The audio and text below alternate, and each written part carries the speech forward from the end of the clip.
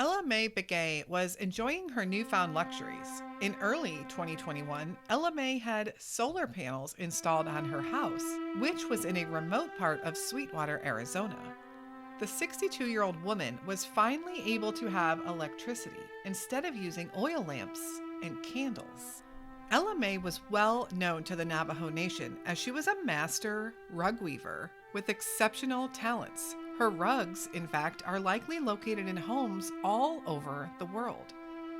Her artistry and her detail are unmatched by others. Someone reportedly saw Ella Mae getting into her truck in the middle of the night, possibly with someone else, on June 14th. The next morning, Ella Mae and her truck were still gone. This was exceptionally odd, as Ella Mae rarely left her home since the pandemic started, and certainly wouldn't have left in the middle of the night. She was reported missing right away. Ella Mae hasn't been seen or heard from since. Where is Ella Mae Begay?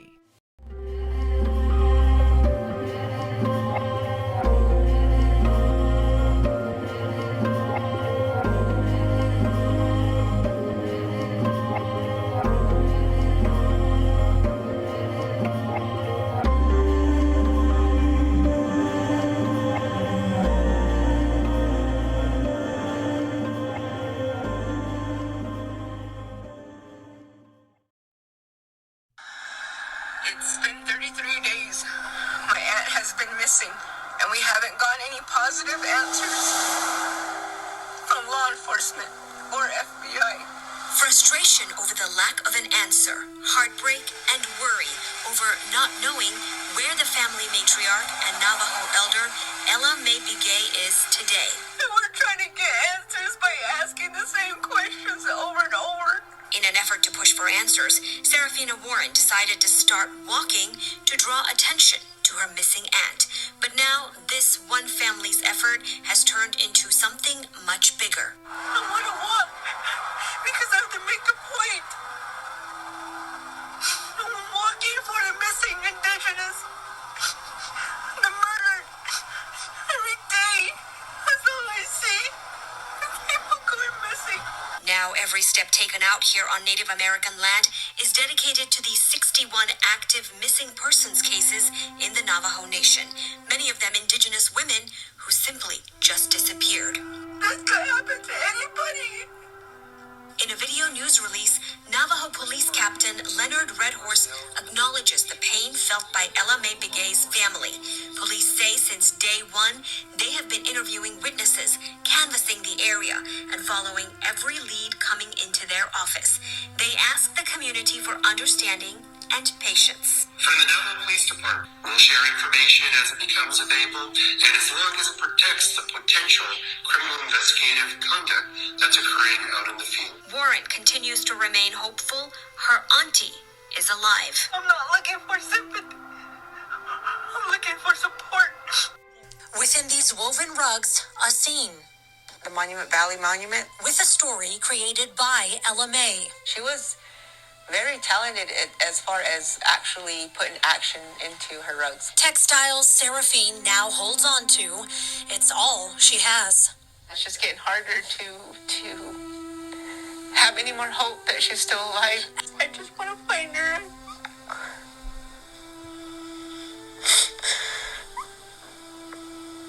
We just need closure of some sort. I'm trying to do whatever I can to get help.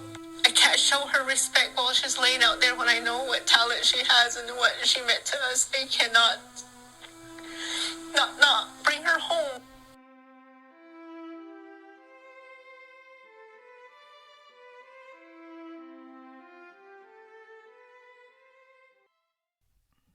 Hello, and welcome back to the Where Are They podcast, typically focusing on cases that have not received a lot of media attention. And this month in particular, we are focused on missing Indigenous women of America. The case of Ella Mae is really baffling. Ella Mae Begay was just a 62-year-old woman who never meant harm to anyone. She was loving and caring and very well loved and respected within her community, the Navajo Nation. She was also a tiny woman, just standing just 5 foot tall and weighing about 100 pounds at the time of her disappearance. Ella Mae was last seen on June 14th, 2021, just this past summer, and her disappearance is not only highly suspicious, it's very bizarre. What could have happened that would cause this 62-year-old woman to leave her home in the middle of the night? A woman who, up to that point, didn't leave her house much and certainly never invited in strangers since the pandemic hit full force last year. Ella Mae was cautious, to say the least. She was a sweet and caring woman whom everyone loved. She was tiny, about 5 foot tall, weighed just 100 pounds. She belonged to the Navajo Nation and lived in what is known as the Four Corners area. This is an area which encompasses parts of Arizona, New Mexico, and Utah. The fourth state, Colorado, rounds out the Four Corners area, but the Navajo Nation is specifically in New Mexico, Arizona, and Utah, with the bulk of their land being in Arizona. The Navajo Nation in this area consists of over 17 million acres. This is the largest land area retained by a Native American tribe in the United States. Ella Mae Begay lived in a very remote area of Sweetwater, Arizona. It took a bit to get to her place, but once there, she wasn't completely alone. Her closest neighbor was just about 50 yards away, and there were some other homes in the general vicinity as well. She lived so remote, in fact, that for many years she had lived without electricity and other comforts that most of us take for granted. About 6 months before she vanished, she finally got solar panels installed on her home and was able to have electricity. This was a woman who had lived by candlelight and oil lamps prior and was now enjoying the luxury of having solar power at her home in the desert. Ella Mae was also very well known within her Navajo community. She was what is referred to as a master rug weaver, and she was so exceptionally talented. Her rugs were sold to people passing through the area and are likely in homes all over the world. Ella Mae's talent was creating meaningful, picturesque scenes within her rugs. They are absolutely stunning. Being a master rug weaver is a highly respected position in the Navajo community. Most of them are women, and most learn the skill when they are growing up. It is a tradition that is often passed on from generation to generation. Being a master rug weaver means the artist has reached a level of accreditation, and it can be a lucrative task, but not an easy one. These rugs are generally hand woven, and one rug, just 60 centimeters by 90 centimeters, can take months to create. They can, however, sell for thousands of dollars. These master rug weavers usually sell their rugs at markets and shows throughout the year. Ella Mae was known to be one of the best. Ella Mae lived alone and was a cautious woman. She was, at 62 years old, considered an elder of her community. When the pandemic hit, she was very careful to leave her home as little as possible and never would have invited anyone into her home. She even had a fence up around her house for extra security. A few days before June 14th, Ella Mae spoke to her son on the phone. Her son lived in Denver with his family and was excited to be planning a trip to see his mom and bring his children. Ella Mae hadn't seen her son and her grandkids since before the pandemic started. Needless to say, everyone was very excited for the upcoming visit. On June 15th, 2021, at 10:55 a.m., the Navajo Police Department received a call that a 62-year-old woman had vanished overnight. They would head out immediately to the neighbor that had called and to see what was going on. However, The sheer vastness of the area caused a little delay. When police are over 70 miles away, it takes a good minute to get there. They spoke to the neighbor and realized that not only was Ella Mae missing, but her truck was as well. And they realized pretty early on that something wasn't right. This was a woman who never left her home, least of which without telling anyone and taking her truck in the middle of the night. Around midday, they called Ella Mae's son up in Denver to tell him that his mother was missing. He said instantly he felt a sick feeling in his stomach and knew something was wrong. He would say the last time he received a call like that at work was 20 years ago when he was told that his father had been killed. He would leave that day to drive down to Sweetwater and help look for his mom. Searches were organized both by family and friends and by law enforcement. The community was shocked that their beloved Ella Mae was missing. No one could understand it. And immediately people began to think that something bad must have happened. Reports as to what might have been seen or witnessed in the area are a little confusing and not as consistent as you would hope. There are some reports that say a witness saw Ella Mae being forced into her truck around 1 o'clock in the morning. But I just wonder if that's true, and if that was the case, why this witness didn't intervene or why the witness didn't report it sooner, immediately. People all came together to search the area. They searched on foot, they used ATVs, and they even brought out drones. This is an expansive area of desert with lots of remote and desolate land to cover. Remember, this Navajo Nation area is 17 million acres, a lot of it remote desert land. And searches would take place all throughout northern Arizona and into San Juan County, Utah. And not only were they searching for Ella Mae herself, but her silver Ford F-150 pickup truck that was also missing. The results of those searches were never fully documented publicly in the media, and we really don't know what was found, if anything. One news article does report that the police indicated there was no sign of a struggle at the home, but something still wasn't adding up. What law enforcement did realize is that a crime might have been committed. Not necessarily by clues found at the scene, but when the neighbor reminded law enforcement of a situation that happened just before Ella Mae vanished. And again, I'm not sure how this exactly played out because what they have put forth in the media is a bit questionable. And I know they must have more information they aren't sharing, but we do know that something happened. The evening before Ella Mae disappeared, the police were called to a neighbor's home due to a disturbance. There was a dispute with a few people, including a man named Preston Tolth. The police did speak with the people that night, including Preston, but he was never arrested or taken into custody, and nobody wanted to press charges with regards to this fight.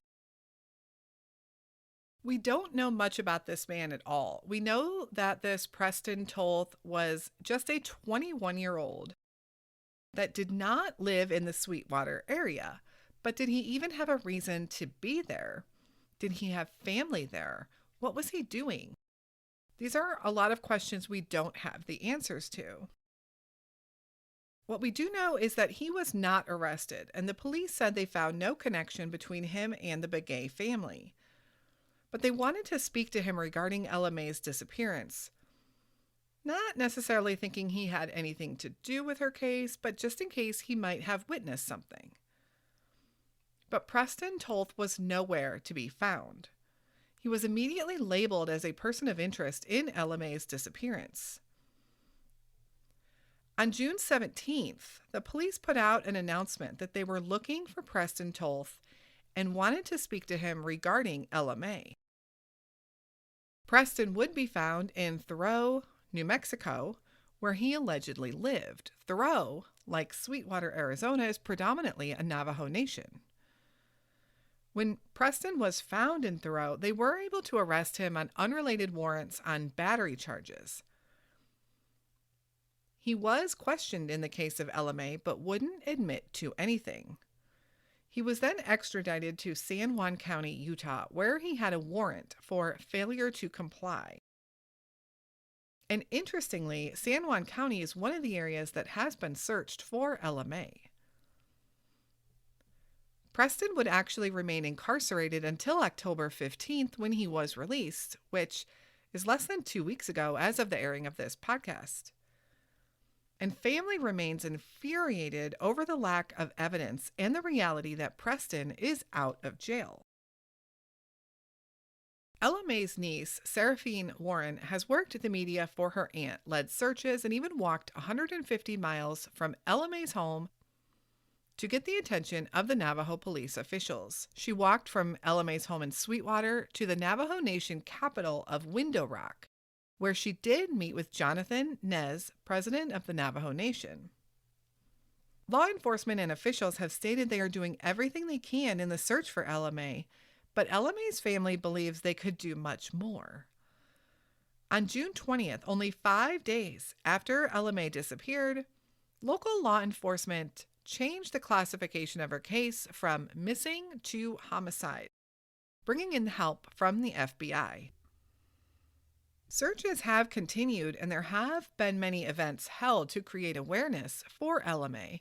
Walks, runs, and bike runs, all done to raise awareness on not only Ella Mae's case, but other missing Indigenous women of the area. I do have some questions in this case that can't seem to be clarified. Number 1, are there additional facts that point to Preston Toth as a person of interest? All we've really been told is that he was in the area the night Ella Mae vanished. Seems to me we need more than that to call someone very strongly and very publicly a person of interest. Question number 2, what do police know to cause them to change the classification of this from missing to homicide? Question number 3, who reported Ella Mae missing? Some reports have said that, again, she was seen leaving her home in the middle of the night or being forced into her truck around 1 o'clock in the morning.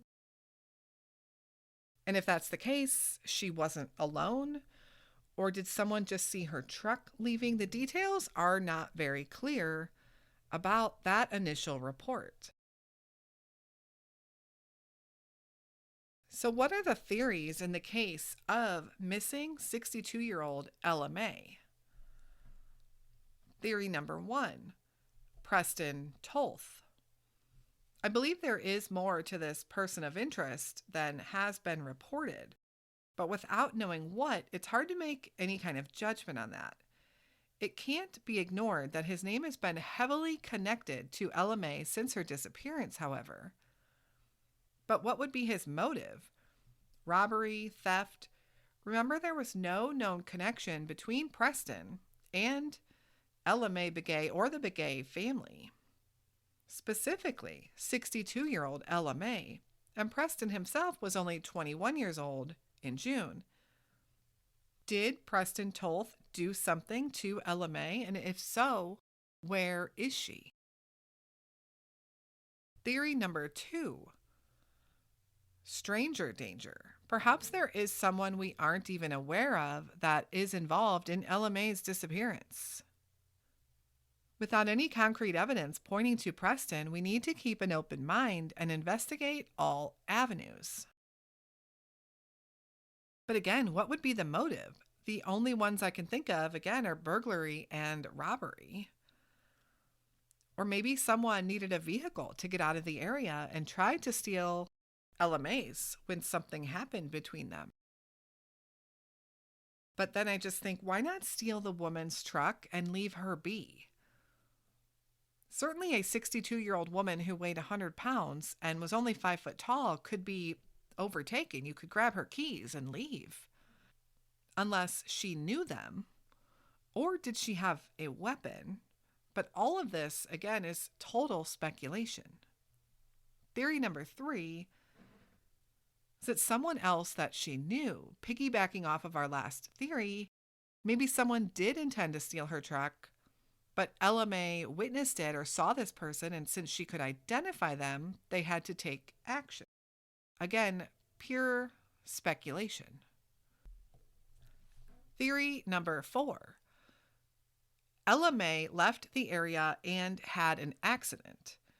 Did something cause Ella Mae to leave? A health crisis, physical or mental, and she got in her truck and drove away? This could have several possibilities. She could have been in a car accident in a remote area of the desert. Remember, this area is very expansive. Or maybe she even drove quite far away before something happened. Or she became disoriented on her own and got lost. The one thing that could disprove this theory, however, is if we had more information about who might have seen her leaving at 1 o'clock in the morning, they would be able to answer the question if Ella Mae was alone or not. I want to keep all theories as a possibility until proven otherwise. But it's important to state that law enforcement believes the case of Ella Mae is a homicide investigation and the searches for her do continue. According to Navajo Nation Police Chief Philip Francisco, Begay's case is now in the hands of the FBI and the Navajo Nation's Criminal Investigation Team. Francisco confirmed that Begay's case changed from missing to homicide, which helped enlist the FBI for assistance. Foul play and homicide are listed under the Major Crimes Act, which allows the FBI to come into an investigation. Francisco has also said that the FBI has additional information, which does lead them to believe this is a homicide case, but we are not privy to those details. At one point, the FBI also received a tip that led them to the Montezuma area along the San Juan River. Searches were organized and conducted once again, but there was no sign of Ella Mae or her silver Ford F-150 pickup truck. What happened to Ella Mae Begay, and where is she? Her family has set up a Facebook page trailing Ella Mae. Not only do they use the page to promote information on Ella Mae Begay, but they use the platform to share other missing persons in the area. And like many areas and reservations of the Indigenous, there are too many. The page is active and does a good job of keeping up to date on the case. Please go find the page and give it a follow or a like to show your support. Remember, with social media, it's a total numbers game. The more followers, the more the page will be promoted and visible to others and easier for others to find. The family has also set up a GoFundMe page to help with their searches. I'll link it in the notes, and of course, I'll share it online as well. Many family members have taken weeks off of work to search for Ella Mae, and the hardships grow as time goes on.